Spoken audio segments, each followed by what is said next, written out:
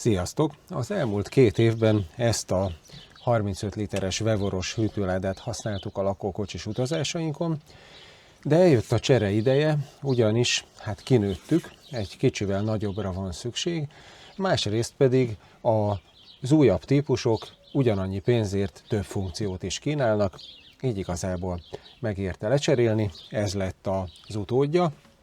Ez egy 10 literrel nagyobb 45 literes példány.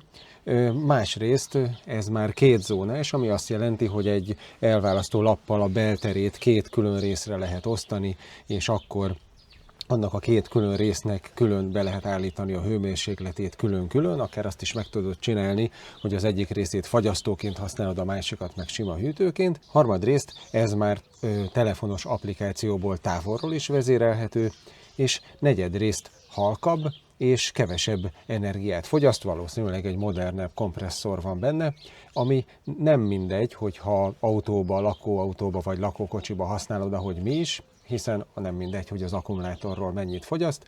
Mindezek miatt döntöttünk a csere mellett, ebben a videóban megmutatom nektek, hogy ez a példány mit tud és milyen minőségű. Néhány nappal ezelőtt értünk haza a Kőszegi hegységből egy 6 napos lakókocsis vadkempinges utazásról, ahol már végig ezt használtuk, és ott készítettem is felvételeket a tapasztalataimról. Everybody was in here last night. Smoke thick, bottles clinking, shit got hectic. Hey yo, open the door. What happened now? Yo son. Word is bond. Rico just got hit twice on the corner. Black hoodie, no plays, rode off fast. Ez a plusz 10 liter, a korábbi 35 litereshez képest meglehetősen érezhető. Most megmutatom majd mindjárt belül.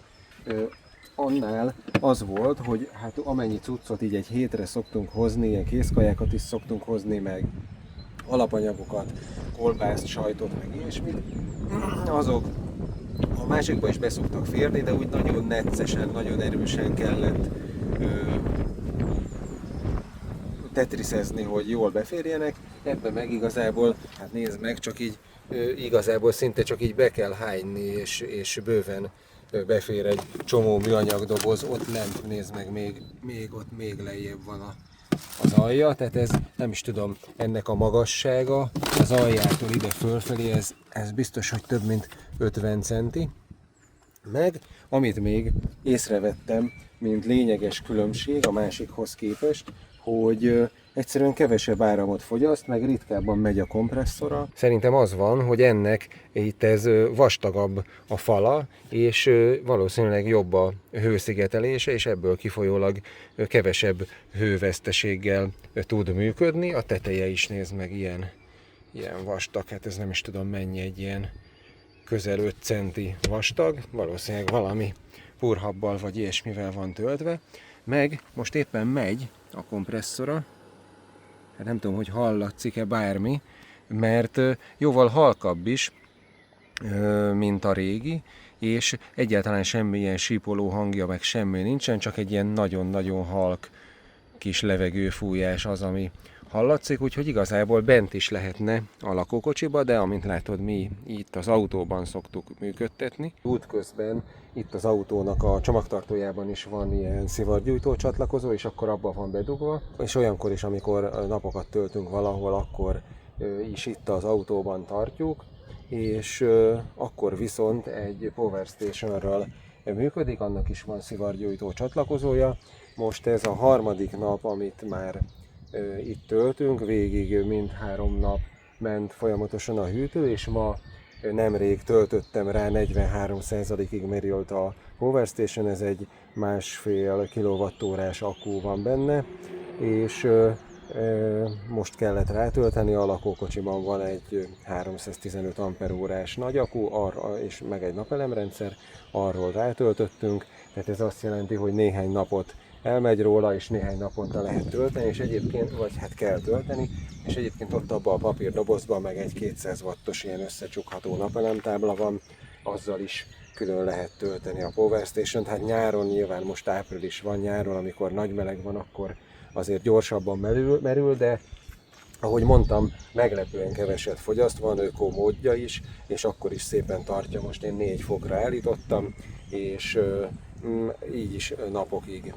elmegy erről a Power Stationről, úgyhogy eléggé takarékos. Most már ez a többedik utunk, amikor ezt a Zampészt használjuk. Teljesen jó, egy ilyen nem túl kicsi, nem túl nagy, hát ott egy ilyen egészen jó kis helyen elfér a csomagtartóba, de mégis van benne kraft bőven, és itt mutatom, látod, nemrég töltöttem fel, most 91%-ot mutat, most megint 2-3 napra ez itt bírja a hűtőt a kocsiban. Az meg még egy kis extra, ilyen az eddigieken, ami nálam volt, ez már a 3. vevoros hűtő, hogy itt van egy ilyen kis műanyag, kis vágódeszka, ami innen a tetejéből így kivehető, még nem vettem le róla a csomagolást, és aztán ide így vissza lehet tenni, és akkor ez itt a tetőnek a részét képezi, és egyébként ez is olyan, most itt nincs benne, itt a közepébe be lehet tenni egy ilyen elválasztó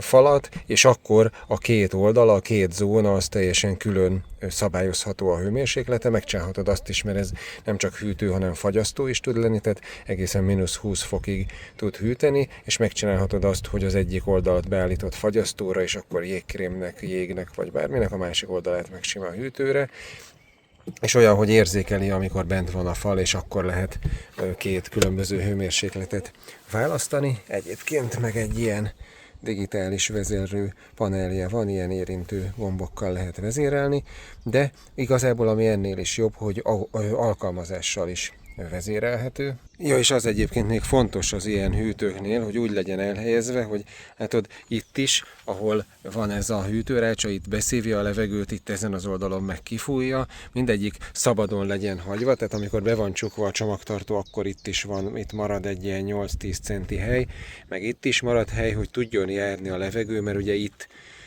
hűti magát, tehát az egyik oldalon beszívja, a másik oldalon a felmelegített levegőt kifújja, tehát kell, hogy tudjon itt a hűtőrácsok körül járni a levegő ahhoz, hogy normálisan tudjon működni, tehát nem szabad nagyon szorosan körülpakolni a csomagtartóban, hanem így kell, hogy legyen neki helye a szellőzésre.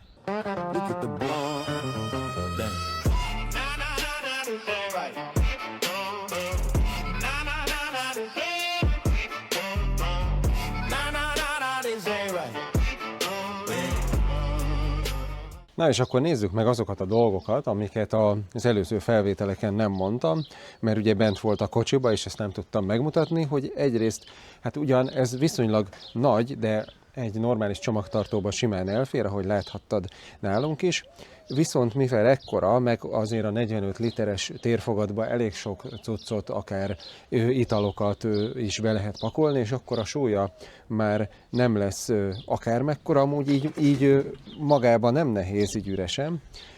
De hogy ezt könnyen lehessen kezelni, ugye egyrészt itt mindkét oldalán van egy ilyen füle, aminél megfogva lehet vinni, de van kereke is, ilyen gumírozott kereke van, és ahhoz van egy ilyen fogantyú, amivel pedig így húzni is lehet, és akkor így tulajdonképpen, hogyha tele van, akkor is elég könnyű cipelni, megmutatom a tartozékait. Itt van ez a, hát nem is tudom, ilyen 1,5 méter körülbelül ez a szivargyújtós csatlakozó, ugye ezzel lehet bármilyen 12 vagy 24 voltos autó csatlakozóról működtetni, vagy akár a Power Stationről. Mi a Power Stationről is a 12 voltos csatlakozóval használtuk, mert ugyan, mindjárt mutatom, van hozzá egy ilyen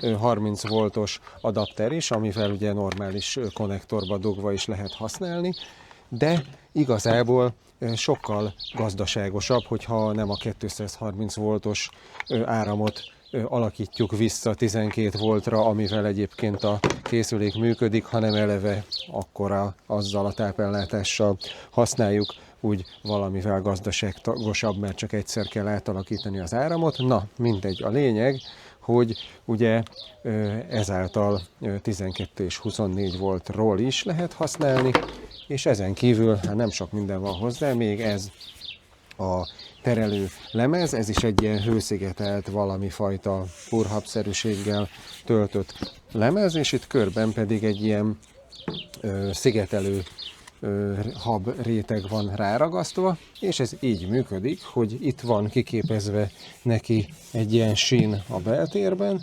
és ide így egyszerűen csak így be lehet csúsztatni, és akkor így két különálló részre osztja az egészet, és akkor onnantól kezdve itt a kijelzőn két hőmérséklet jelenik meg, és azt a kettőt külön-külön lehet beállítani, vagy akár az alkalmazásban is ugye a kétfajta hőmérsékletet külön lehet állítani, mindjárt mutatom az alkalmazást, meg még annyi van itt, jó szorosan illeszkedik, emiatt a szigetelő hab miatt, hogy itt az aljában pedig van egy ilyen dugó, ahol, hogyha belefolyik valami, akkor azt le lehet ereszteni, illetve hát nyilván úgy is lehet használni, hogy mondjuk ebbe jeget teszel, és akkor abba tartod a dolgokat. Gondolom én ilyet nem akarok csinálni, de biztos lehet, és akkor utána le lehet ereszteni belőle a folyadékot. A kis vágódeszkát már mutattam, és egyébként itt az ajtaja, és így körbe van ilyen hab-szerűséggel szigetelve, és akkor erre a peremre ez rácsapódik, és akkor tulajdonképpen ilyen légmentesen, vagy kvázi légmentesen záródik, meg itt van egy ilyen nyitófüle, ami így zárva tartja a fedelet, csak ezzel a füllel lehet felnyitni, tehát magától nem tud kinyílni. Hát ennyi. Ja, meg még annyi, hogy ez a fedél innen levehető, és ide áttehető ide is, itt is ki van képezve neki a zsanér, és akkor így fordított irányból is lehet nyitni. Na és az alkalmazás, az is szerintem kifejezetten jó benne, hogy hát ugye egyrészt alkalmazásból vezérelhető, másrészt, hogy nincs egy külön alkalmazás hozzá, amit még a, nem tudom, 120. alkalmazásként le kellene tölteni a telefonra, hanem az ilyen általános, a TUJA kompatibilis készülékeket kezelni tudó alkalmazásból lehet vezérelni. Gyakorlatilag, amikor csatlakoztatod, a hűtő áram alatt van, akkor ebben az alkalmazásban az új készülék hozzáadását kell választani, és azonnal megjelenik, hogy car fridge, tehát autós hűtő, és nem is kell telepíteni meg semmit, azonnal csatlakozik, és azonnal ott lesz, és akkor látod, itt mutatja is a két oldalnak a hőmérsékletvezérelő csúszkáját, itt ugye akár -20 fokig lehet állítani a fagyasztó hőmérsékletet, és ezzel a csúszkával -20 és +20 között lehet állítani, és ugyanígy a másik, mindkét oldalnak a hőmérsékletét itt az alkalmazásban lehet állítani. Itt kibe lehet kapcsolni, lehet zárolni, hogy ne lehessen a kezelőpanelen állítgatni, hogyha azt akarjuk például, hogy a gyerekek véletlenül ne nyomkodják el, bár olyan, hogy az automatikusan lezárja magát a kezelőpanel, tehát a véletlen érintések ellen védve van, és hát tulajdonképpen ennyi, ezen kívül nem igazán tud mást. Itt mutatja, hogy ökomódban van, a battery protection, tehát az akkuvédelem az közepes szinten van, és mutatja, hogy 12 voltos rendszerre van csatlakoztatva. Most nincs egyébként, de ezek az utolsó adatok, amikor csatlakoztatva volt rá az alkalmazás. És hát tulajdonképpen ennyit tud, de végül is egy hűtőnél mi mást is kellene, hogy tudjon az alkalmazás, és akkor ezt ugye távolról is tudod ezáltal ezeket a hőmérsékletet meg a kibekapcsolást állítani. No, hát erről a hűtőről körülbelül ennyit. A linkjét szokás szerint berakom a videó leírásába, ha van olyan műszaki adat vagy ilyesmi, amit esetleg nem mondtam el, akkor ott meg tudjátok nézni. Vevor, megbízható bolt, nagyon sok minden jött már nekem tőlük. Néhány napon belül a GLS kiszállítja, garanciális ügyintézést is az ügyfélszolgálaton keresztül lehet csinálni tőlük, igazán nem kell félni. Még annyit itt a végén elmondok, mert hogy nem tudom, hogy van-e még közületek olyan, akinek magyarázni kell, hogy miért érdemes egy kompresszoros hűtőládát venni azokhoz a 5-10-20 ezer forintos hűtőládákhoz képest, amiket bármilyen nagy áruházban lehet kapni, és azokat is be lehet dugni autószivargyújtóba. Hát azért, mert azok egy peltjé elem nevezetű készülékkel teljesen más elven működnek, azok a környezeti hőmérséklethez képest egy ilyen 5, maximum 10 fokot tudnak hűteni, tehát ez azt jelenti, hogy egy 30 fokba, amikor az autóban van 45, akkor a hűtőládán belül is lesz 30, tehát egyszerűen azok nem képesek megfelelő teljesítményre, azok csak arra alkalmasak, hogyha jégakúval együtt beleraksz dolgokat, akkor azt valamennyire rásegít arra, hogy minél később melegedjen fel, de hogyha ténylegesen hűteni akarsz, illetve fagyasztani akarsz, akkor egyszerűen azok nem alkalmasak, csak is a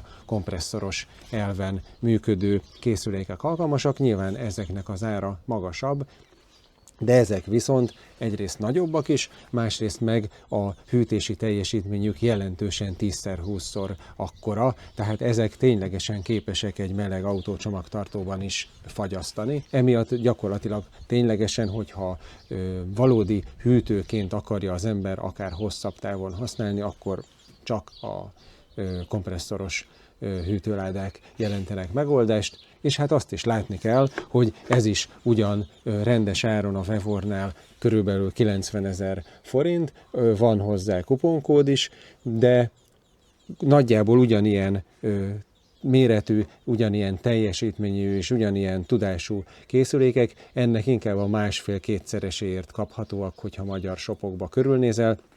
Sőt, én úgy láttam, hogy még ugyanez a típus, pontosan ugyanez a kinézetű készülék, valószínűleg tényleg ugyanabban a gyárban készült, más márkából is közel kétszer ennyibe kerül, úgyhogy ezek ilyenek.